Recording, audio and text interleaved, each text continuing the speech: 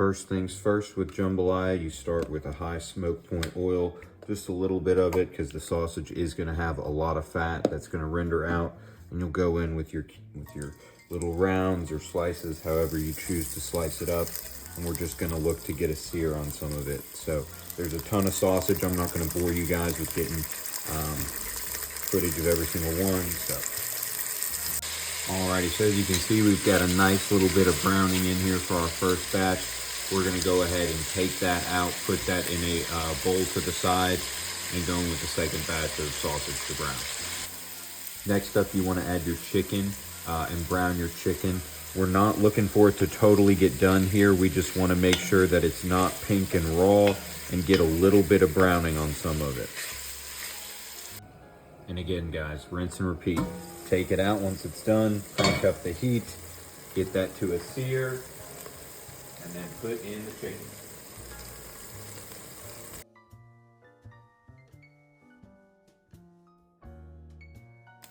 Now that we've got the fond, but we've taken out some of that fat that was left over from rendering the pork and the chicken, we're gonna go in with our trinity.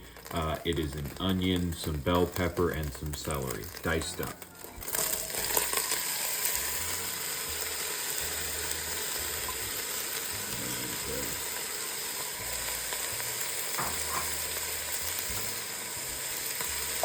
And I usually go in with a little bit of salt right away, just to help draw out the moisture, make the process a little bit faster. Also, we'll go in with a little Creole seasoning. You can use Tony's, you can use Slap Your Mama, you can use whatever you like.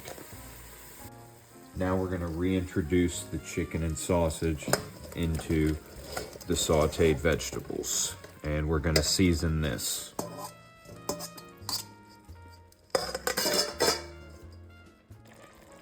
Next, we'll go in with 2 teaspoons of this, representing 2 cups of broth, into this mix, and then we'll add 2 cups of water to that.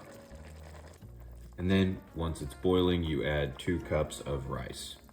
So add your 2 cups of rice, just give it a nice little mix. You don't have to do anything crazy, but you do want the rice to be submerged.